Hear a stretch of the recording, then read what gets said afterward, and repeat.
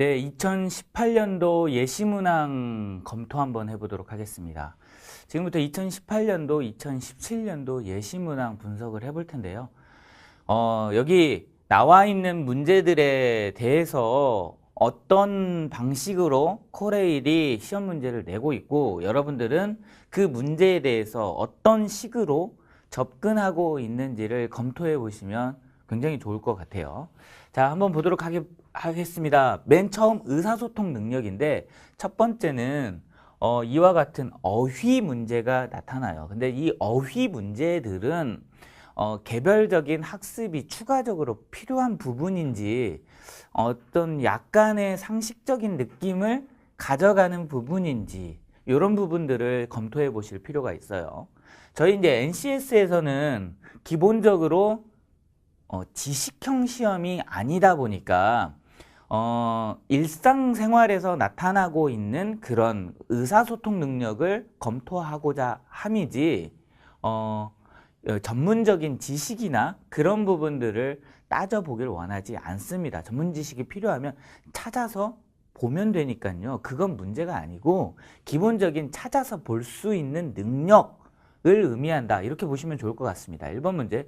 기억의 의미와 가장 유사한 것은? 이렇게 물어봅니다. 그러면 예를 들면 그럴 때 과감하게 발벗고 나서서 자신을 던지다가 되잖아요. 그러니까 이건 영어 같은 언어니까 타동사에 관련된 표현입니다. 목적어를 지니고 있는 동사가 나오면 자신을 던지다, 자신을 희생하다 이런 표현이 되겠죠. 그렇게 자기가 만들어가는 겁니다. 그러면 내가 던지다의 사전을 찾아서 알아보는 그런 게 아니고요. 이걸 한 묶음으로 삼아서 자신을 희생하다 이런 표현으로 사용된 게 어떤 건지 보는 겁니다. 요건 미소를 던지다, 이 객관적 대상물이 좀 다르죠. 그 다음에 돌을 던지다, 강속구를 던지다, 그림자를 던지다, 일생을 희생해. 이런 말이 가능하잖아요. 그래서 5번이 될 것 같습니다. 어휘 문제의 가장 큰 핵심은 지식적 측정이 아니다. 내가 알아챌 수 있는, 여기는 동사와 목적어 사이의 관련성을 기준으로 문맥에 맞는 표현을 찾는다. 여기에 초점이 있다. 이렇게 보시면 좋을 것 같습니다. 자, 다음 문제 넘어가 보도록 할게요. 자, 2번 문제.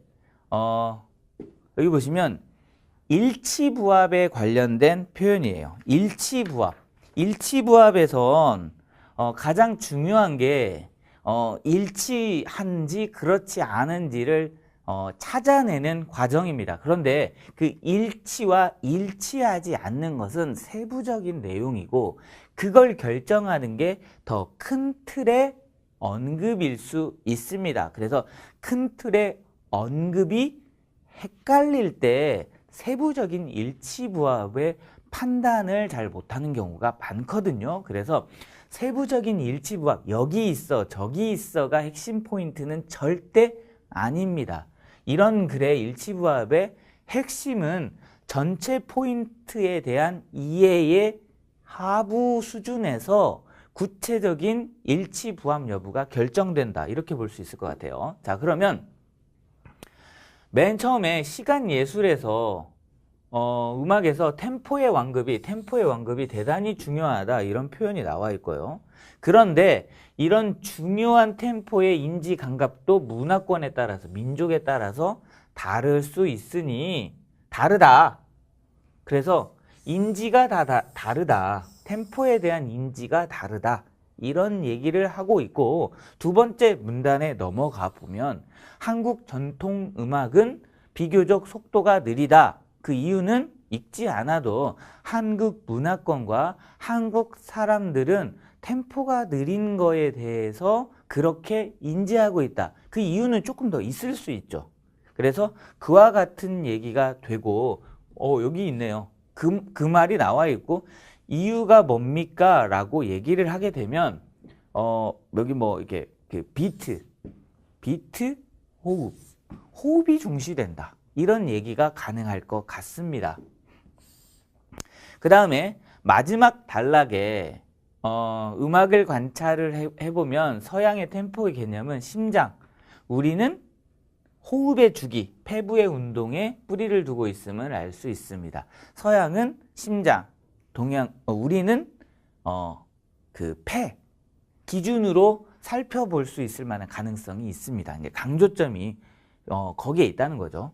자, 이 기준점을 삼고 자, 1번부터 한번 접근해 보면 1번 각 민족의 문화에는 민족 의식이 반영되어져 있다. 그렇게 볼 수 있죠. 두 번째, 서양의 음악은 심장 박동수를 박자의 준거로 삼았다. 아직 제가 구체적으로 다 읽지는 않았어도 뭐 전반적인 내용 삼아서 서양은 그 심장 박동, 동양은 호흡, 한국은 자, 세 번째, 템포의 완급을 바꾸어도 악상은 변하지 않는다 이랬어요. 그래서 이 부분이 틀려 있는데 이 템포의 완급이 굉장히 중요하다라고 하는 부분은 맨 앞쪽에 있습니다. 맨 앞쪽에 있고 템포를 어떻게 재현하는지에 따라서 음악의 악상이 달라진다 이렇게 표현이 되어져 있죠. 자, 이제 일치부합과 관련된 문제의 포인트 하나만 지적하고 이 문제 마치도록 하는데요. 일치부합 문제는 이렇게 쭉 글이 있죠. 글이 여기서도 보면 4단락으로 구성되어 있어 깁니다. 대부분이 어떤 특성을 보이냐면 요약 정리를 단락별로 하지 않기 때문에 맨 뒷부분에 있는 내용이 머릿속에 잔상으로 남아있는 경향이 많습니다. 그래서 맨 마지막에 읽은 순서를 기준으로 기억하고 있기 때문에 저 앞쪽 부분으로 문제를 만드는 경향이 많습니다. 그러니까 대부분의 수험생들이 순차적으로 딱 읽어 내려가면 문제를 풀 당시의 기억은 뒤에서부터 이렇게 되어져 있거든요. 그러니까 그렇게 문제를 만들어낼 가능성이 높다. 두 번째는 아까 제가 그 도입 단계에 뭐라고 말했냐면 단락별 요약을 안 한다 이런 표현을 한 적이 있어요. 실제 많이 그렇습니다. 그래서 단락별 요약이 안 되고 전체 지문에 대한 주제를 찾아내지 못하면 헷갈릴 수 있을 만한 그런 지문들을 찾는 게 출제자의 몫입니다.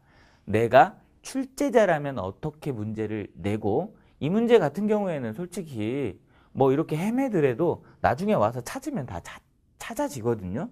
그러면 포인트는 어디에 있냐면 정답에 있지 않습니다.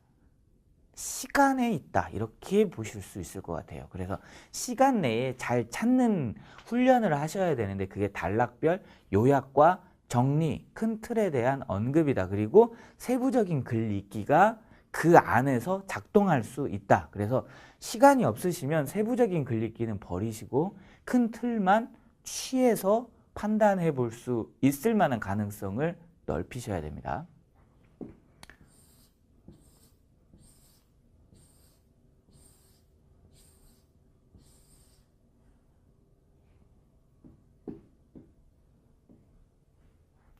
자, 세 번째는 문제 해결 능력입니다.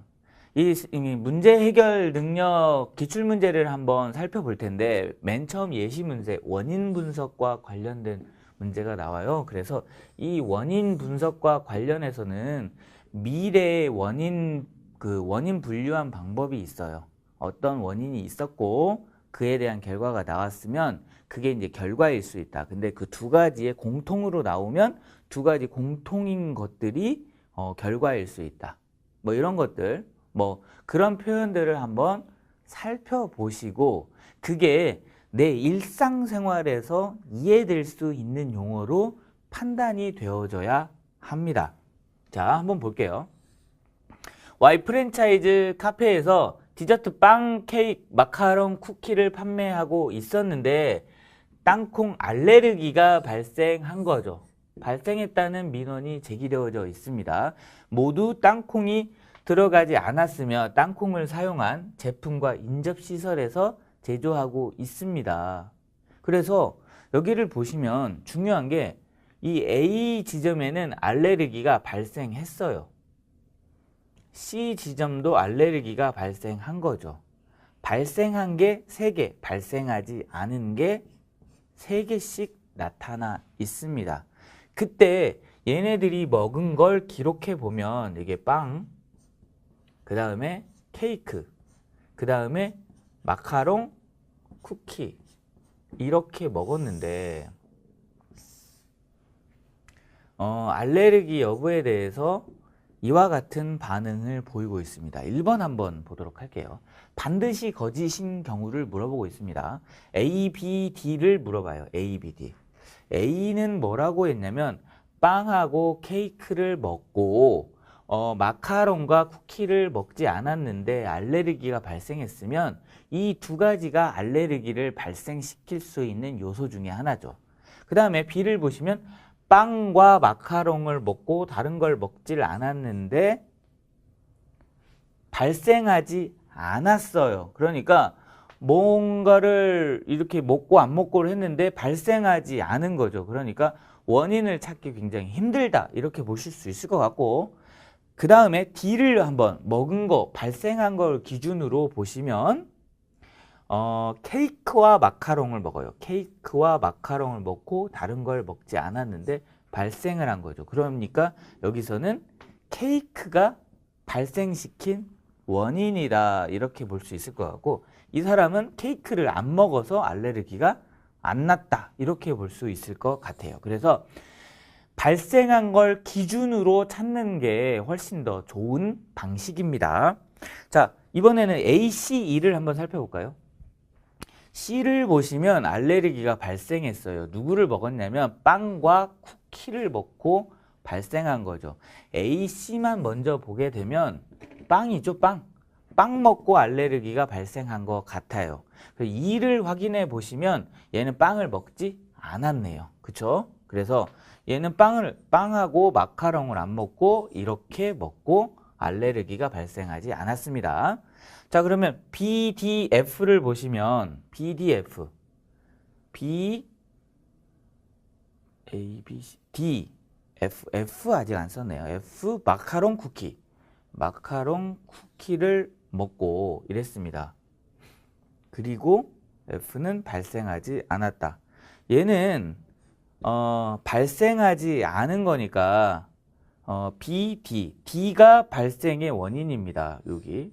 그쵸? 케이크 아니면 마카롱 때문이에요. 케이크 아니면 마카롱을 했는데 얘는 케이크를 얘는 마카롱을 먹었는데 걸리지 않았으니까 마카롱은 아닌 거고요. 그 다음에 F를 보시면 얘는 케이크를 여기 먹었죠. 그러니까 얘가 그거일 가능성이 가장 높죠. 그렇게 살펴보시면 됩니다. 그래서 정답은 이 정답이 5번인가요? 잠시만요. 이 정답이 4번인데 4번만 마지막으로 한번 살펴보도록 하겠습니다. 얘가 C고 얘가 D고 얘가 F입니다. 이 세 가지를 기준으로 살펴보시면 C, D를 보시면 이 알레르기가 발생한 거를 기준으로 살펴보는 게 훨씬 편하다 그랬잖아요. 그러면 공통된 게 존재하지 않습니다. 그러니까 이 C, D 중에 공통인 원인은 없다. 이 조사 내에서는 없다. 실질적으로 보면 다른 거일 수 있죠. 사실은 다른 거를 먹었는데 아직 발견하지 못했을 가능성이 있지만 이 두 가지만 보면 공통 원인은 마카롱이라고 할 수 없다 이렇게 볼 수 있을 것 같습니다. 그래서 여기는 4번이 정답이 되네요. 자, 5번 문제 빨리 푸는 방법은 알레르기가 발생한 걸 기준으로 살펴보시면 좋고, 알레르기가 발생하지 않은 거는 그 알레르기 발생한 원인에 대해서 안 먹었는지 먹었는지를 추가적으로 확인하시면 훨씬 더 빨리 접근할 수 있을 것 같아요. 참고로 하나 말씀드릴 건 여기 미래 원인 발견 방법 중에서 이 요소들 중에 동일한 게 이렇게 있으면 C, D죠. D네요. D. 동일한 게 있으면 동일한 결과가 얘 때문에 일어났을 거야. 이렇게 얘기를 하고요. 이런 경우에는 하나는 일어났고 하나는 일어나지 않았는데 공통된 애가 얘네들이니까 이 부분들은 아니고 이 부분이 얘를 일으킬 가능성이 높았어. 그리고 일치차이법은 이 두 가지를 결합시킨 거입니다. 그래서 여러분들 입장에서는 얘를 진행하는데 공통인 요소를 먼저 접근하시고 차이로 접근하시는 게 훨씬 더 좋습니다.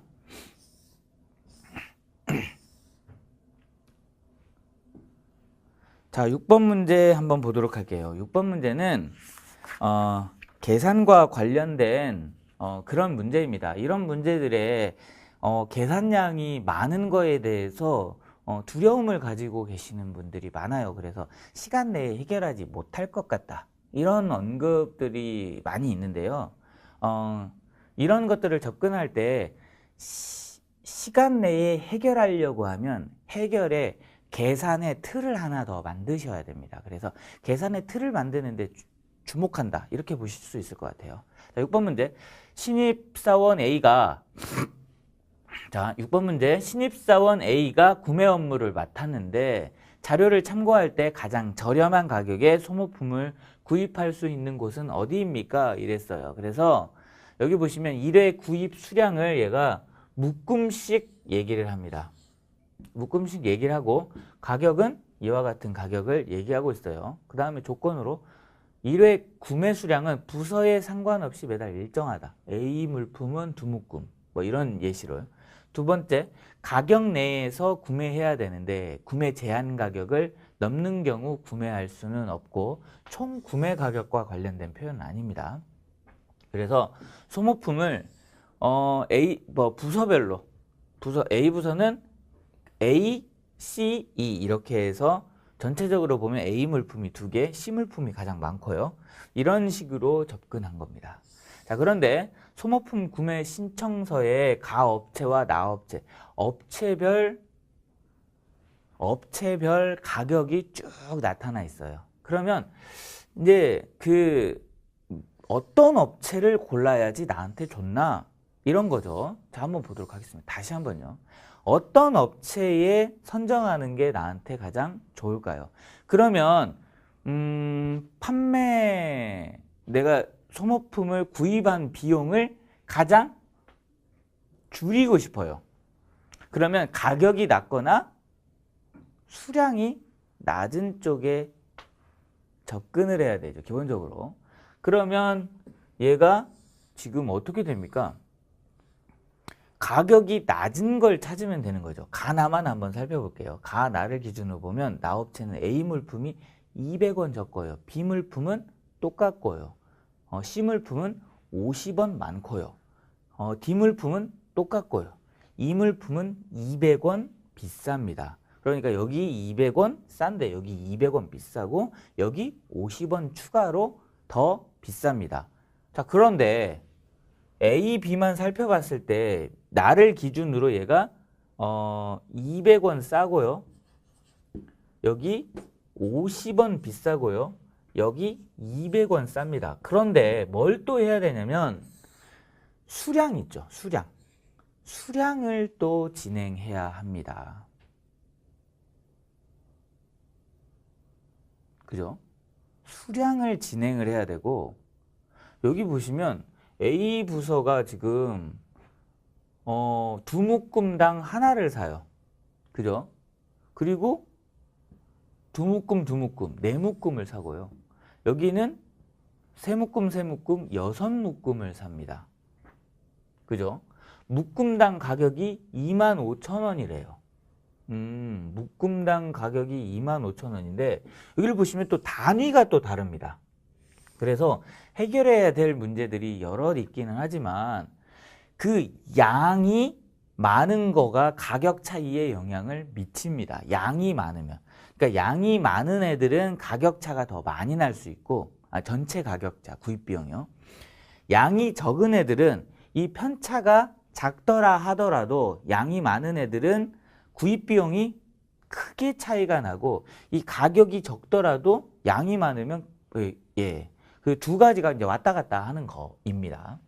자, 그러면 그래서 제일 먼저 살펴보셔야 될 건 계산량을 줄이기 위해서 구매 제한 가격이 이게 이제 두 묶음, 세 묶음, 두 묶음, 두 묶음, 두 묶음 단위로 구매 제한 가격이 있어요. 그런데 지금 이 소모품 구매 신청서를 보시면 여기에는 뭐가 있냐면요.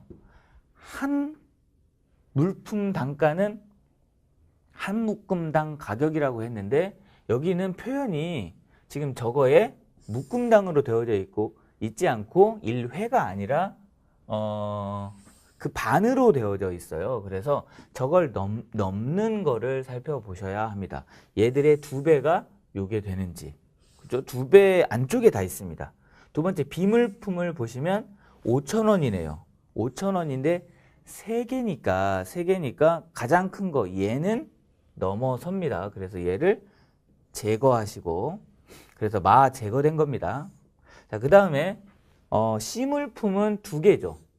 5,000원이니까 2,500원을 넘어서는 여기가 제거되는 겁니다. 여기가.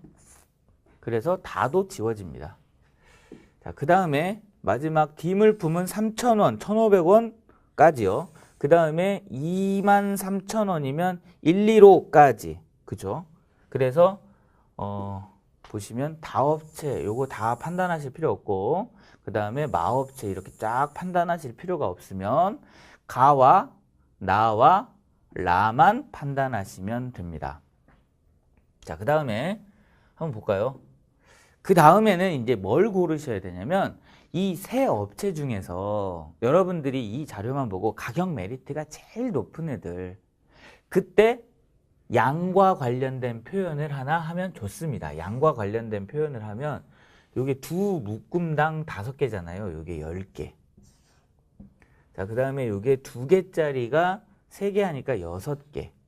여기 개수로 따지면 두 묶음짜리가 8개 됩니다. 그 다음에 가격이 클수록 편차가 높을 가능성이 높잖아요.